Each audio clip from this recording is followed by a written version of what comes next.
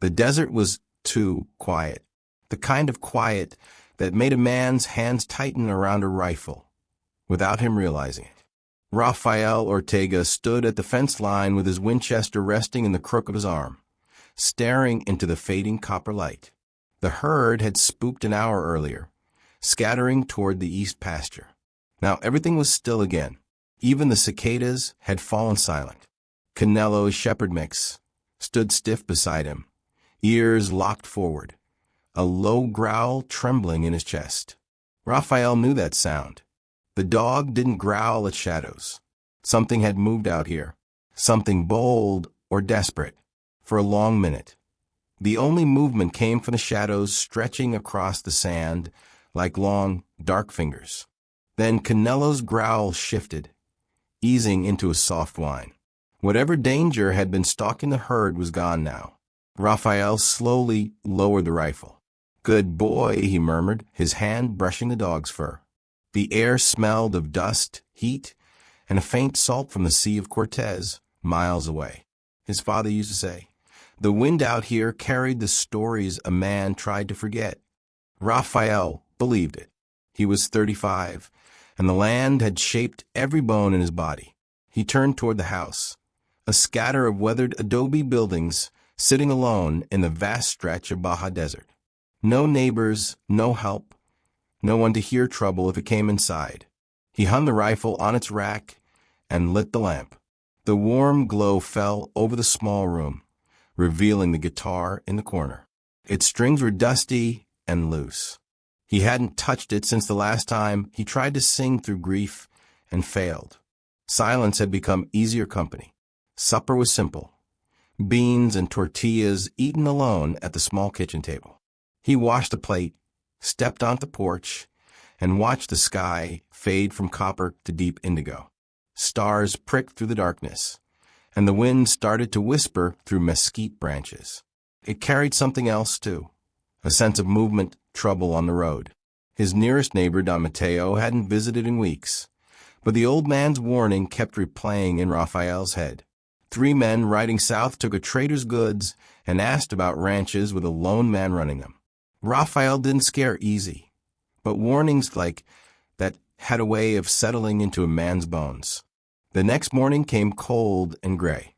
Raphael rose before the rooster crowed, pulling on boots worn smooth by years of work. He milked the cows in the cool stillness, Canelo pacing beside him, alert but calmer than the night before. By midday, the sun beat down so hard the barn shadow felt like mercy. Raphael drank warm water from a tin cup, wiping sweat from his brow. Then came the sound. Hoofbeats, slow and steady, coming up the road. He stepped out from the barn as Don Mateo's gray mare came into view. The old man rode up and swung down, eyes sharp as ever. "You look like a man expecting trouble," Mateo said. "Just keeping watch," Raphael replied. "The herd was restless last night," Mateo nodded. "Could have been coyotes. Could have been worse." He dusted off his hat, lowering his voice. "You hear about the peddler?" he asked. "Found him half a day north. Goods gone. And the men who robbed him, they asked if there was a ranch south of La Paz with a man living alone." Raphael's jaw set tight. "Plenty of ranches south of La Paz." "Not like yours," Mateo said. They shared a meal of coffee and tortillas when Mateo finally rode off. Raphael remained standing alone in the yard, watching the dust from a horse's hooves settle back into the earth. Evening came with the sky blazing orange, then softening into purple.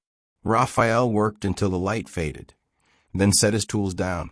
As he crossed the yard, Canelo stopped, muscles stiff, growl rising again.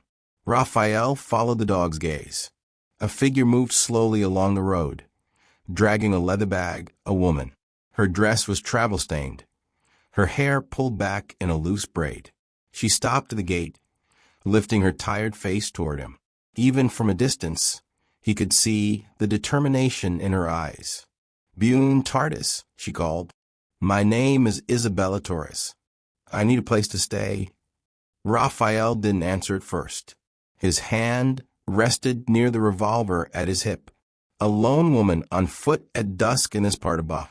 Nothing about it sat right. "This is a ranch," he finally said, "not an inn." "No," she replied, "but I can't walk any further. I need one night under a roof." She lifted her valise, but it slipped from her hand, falling heavily into the dust. "I can pay with work," she said, "or with courage, but not with money." The honesty in her voice struck him harder than the words. She looked like she had been walking for days. Dust clung to her braid. Sunburn reddened her cheeks, but her eyes did not waver.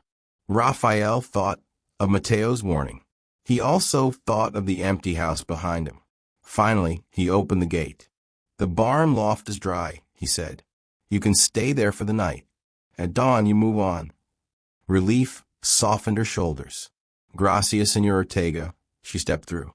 Canelo sniffed her boots, still weary, but calmer. As Raphael led her to the loft, the lantern light flickered over her face. She moved with a quiet grace that didn't match the dust on her dress. When she thanked him again, her voice carried something heavy beneath the surface, something she wasn't ready to say. Raphael didn't ask, not yet. But as he climbed down the ladder and walked back toward the house, he felt a shift in the air. Not danger exactly, change. And out here in Baja, change often walked hand in hand with trouble. Raphael woke before the sky had fully lightened, expecting to find the barn loft empty. Travelers usually moved on before sunrise. It was the way of the lonely roads. But before he reached the barn door, he heard the soft, steady rhythm of milk splashing into a pail. He stepped inside. Isabella was kneeling beside one of the brown cows, her skirt pinned up, her hair tied into a knot at her neck. Her hands moved with the sure touch of someone who had done this work many times before. "I hope you don't mind," she said, not looking up. "I thought I should start paying for the roof over my head." Raphael leaned on the post. "Where did you learn that?" "My grandfather had a farm outside the capital," she said. "I spent my summers there until—" She stopped. "Until what?" Raphael asked gently. "Until he died. My father sold the land to pay his debts. After that, everything fell apart." Her voice was calm, but Raphael could hear the weight behind it. She continued milking, finishing with a quiet focus he respected. When she stood, wiping her hands on her skirt, she added, "I'll work as long as you let me." Raphael nodded. "There's more to do than milking." The morning moved fast with chores, feeding chickens, gathering eggs, hauling water. She didn't complain. She didn't slow. She moved like someone who had run out of places to rest long before she reached his gate. Near midday, hoofbeats approached again. Don Mateo rode into the yard, dust on his boots, concern in his eyes. He greeted Raphael with a firm grip, then glanced at Isabella with a long, measuring look. "This her?" he asked quietly. "She's working," Raphael said. "So does a mule," Mateo muttered. "Doesn't mean you keep it forever." Raphael frowned. "She's earning her stay." Mateo spat into the dust. "Loneliness keeps you safe, EHO. It also keeps you empty." Raphael didn't answer. The truth of those words stuck under his skin more than he liked. After Mateo left, Isabella cleaned the water trough, her sleeves rolled up, hand steady. When she noticed Raphael watching, she asked, "Your friend doesn't like me much." "He doesn't like surprises," Raphael said. "Are you surprised?" she asked softly. He didn't respond, not because he didn't have an answer, but because he had too many. That evening, they sat on the porch with 10 mugs of coffee. The sunset bled red across the desert, turning the sky into a sheet of fire. She told him about the markets of Mexico City, the smell of roasting corn, the music that filled the plazas. Her voice carried pieces of a life she had lost, one too full of noise and pain. He told her about the ranch in better years, before drought, before burial, before he learned how quiet a house could become. The silence between them didn't feel heavy anymore. It felt steady, just as the last of the light faded. A fence post groaned and split in the wind. Raphael stood. "We'll fix it in the morning." She looked at the broken post, then back at him. "If trust is a fence," she said quietly, "then let me help you build it." Her words stayed with him longer than the sound of the wind. The next morning came cold and gray. She was already in the yard with wire looped over her shoulder. They repaired the fence side by side, Canelo trotting between them. She held the post steady, hands braced firm against the earth. "Strong enough to keep the cattle in," she said, "and strong enough to slow down anyone trying to cut through," Raphael added. She looked over. "You think the men Mateo warned you about will come this way?" He didn't lie. "It's possible." By noon, the fence stood tall again, and they walked back toward the barn. Their boots fell into the same rhythm, without them trying. Later that week, the days found their rhythm, too. She made coffee before sunrise on the phone. They worked the land together. She asked questions about cattle. He found himself answering more than he expected. The house felt different with another voice inside it. Lighter, fuller, warmer. Even the dog seemed to approve, often lying at her feet as she worked. One afternoon, Raphael and Isabella were stacking hay when hoofbeats thundered into the yard. Mariquita Lopez, the young neighbor girl, jumped off her horse before it stopped moving. "They hit a trader near Arroyo Seco," she said breathlessly. 3 men took everything. One of them asked if there was a ranch south of La Paz with a woman on it. Raphael stiffened. "How far?" he asked. "Half a day's ride," she said. "Maybe less." Isabella didn't move. Her face stayed calm, but her eyes sharpened.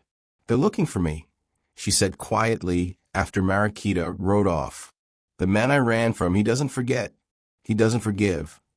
Raphael stepped closer. "You're safe here. You don't know what he's capable of." "I know enough," Raphael said, "and we'll be ready." That night they ate supper in silence, both thinking of fences and shadows and men who rode with cruel intentions. When they sat on the porch, the dusk wrapped around them like a thin veil. Canelo stayed close, alert. "I didn't come here to be saved," Isabella said, her voice steady. "I came to stand beside you." Raphael looked at her in the soft lamplight. Something in him, something silent and stubborn, softened. She rose, crossing the yard to the barn. Raphael watched the lantern glow behind her as she climbed the loft ladder. Before sunrise, she was already drawing water from the well, her feet steady in the dust. When he joined her, she looked up with a faint smile. The days ahead would be hard. The men hunting her were drawing closer, but they had begun to build something stronger than fear. Soon she would make a proposal that would change the shape of both their lives. The wind that evening carried the smell of mesquite and something heavier, like a warning stretched thin across the desert. Raphael had just finished washing up when he noticed Isabella standing in the kitchen doorway. The lantern light framed her in a warm glow, her expression steady but thoughtful. "Sit," she said. 2 plates waited on the table. Beans, roasted squash, tortillas wrapped in a cloth. Something in her voice told him this wasn't a simple meal. They ate quietly at first, the kind of quiet that wasn't uncomfortable, just full of things waiting to be said. And she finally set her fork down. She looked straight at him. "I've been thinking about how things are," she began. Raphael frowned slightly. "Death things." "You gave me a roof," she said. "I've been giving you labor. But both of us know that's not the real trade happening here." He stiffened. "Say what you mean." "I mean sharing the roof," she said softly. "Sharing the bed. Sharing the truth." Her words landed between them like a stone dropped in still water. Raphael leaned back, folding his arms. "It's not as simple as you make it sound." "It is," she said, "if we choose it." He looked down at her hands, then into her eyes, steady, unafraid. "You know, I was engaged once," he said. "She left me a week before the wedding. Said I was too plain. Not enough." "I'm not her," Isabella said. And I'm not asking you to pretend I am. The house seemed to hold its breath. Raphael exhaled slowly. If we do this, it's real. Not temporary, not convenience. That's the only way it means anything, she replied. The decision settled between them like the final piece of a fence finally hammered into place. That night, the kitchen lamp burned low as Raphael stepped outside. The porch was cool, the moon silvering the corral rails. He stood there a long time, weighing the risks, the road behind him and the one ahead. When he went inside, he walked not to the barn door, but to his own bedroom. Isabella followed after a moment, carrying only a folded blanket and her small. "You'll move in the house tonight," he said quietly. "If you're sure." "I'm sure." The room was small, just a sturdy wooden bed, an old wardrobe, and a lamp glowing soft on the table. She set her blanket down, turned, and faced him with a calm he envied. "No pretending," she said. "I remember." Her hands lifted, resting lightly on his chest. He could feel every beat of his heart under her palms. For a moment, they just stood there, breathing the same air. Then she stepped closer, closing the last space between them. The kiss was slow, careful, but full of days of unspoken wanting. Outside, the wind rattled the shutters. Inside, two hearts finally found the warmth they'd both been missing. They lay side by side afterward, the distance between them gone. The quiet, a softer kind of quiet than this house had ever known. Raphael fell asleep with her fingers laced in his. But peace in Baja never lasted long. They woke to a day that felt different, heavy, expectant. As the week passed, the ranch filled with new purpose. Raphael reinforced the gates. Isabella braced the barn doors. Every sunset brought them closer, every quiet moment more certain. Then came the afternoon when Isabella froze with one hand pressed her belly. "Raphael," she whispered, "I think I might be carrying your child." The hammer slipped from his hand. He crossed the yard in 3 steps and pulled her close. "You're sure?" She nodded. "I know my own body." Warmth flooded his chest. Fear, wonder, hope all tangled together. A child, their child. He didn't say anything. Words were too small for what he felt. He held her instead, the wind bending around them like a blessing. News traveled fast across the desert. Don Mateo arrived the next evening, climbing stiffly from his saddle. "I heard," he said, offering a rare smile. "Congratulations." Then his voice hardened. The gangs were asking questions in San Antonio. "They're coming south." Isabella stood beside Raphael. She didn't flinch. "Then we prepare," she said. For 3 days they worked like a single heartbeat, reinforcing the gates, setting up lantern signals, keeping the rifles cleaned and ready. Mariquita rode in breathless. One afternoon, they robbed another peddler, she said. One of them asked if he'd seen a woman with green eyes. Raphael felt Isabella move closer, her hand finding his without hesitation. "We'll face it," he said, "together." The gang arrived at dusk, shadows first, then shapes on horseback at the far fence line. Raphael raised his Winchester. Isabella stood beside him, pistol steady in her hand. Their home glowed behind them. Their unborn child rested between them. Their courage stood with them, but the men didn't attack. Not yet. They lingered in the dark, testing the edges of the ranch, then vanished into the night. Morning revealed hoof prints pressed deep into the sand. "They'll be back," Isabella said. "And we will be ready," Raphael answered. 1 week later, under the ringing church bells of La Paz, Raphael and Isabella stood before a small crowd. Her white dress fluttered in the warm breeze, her hands resting on her growing belly. Their voices rang clear. "We choose each other, storm or sun." They rode home as husband and wife, the desert opening wide in front of them. A storm rolled in that night. Wind screamed against the adobe walls. The midwife unpacked her tools. Raphael held Isabella's hand as she fought through each wave of pain. "You've held fences against worse," he whispered. She even managed to smile through it. Lightning cracked the sky. Rain hammered the roof. And then a cry, a strong one. A baby boy with midnight black hair and green eyes like desert rain. Isabella held him close. Raphael rested a gentle hand on his son's tiny back. "He'll know he was wanted," she whispered. "He'll know," Raphael promised.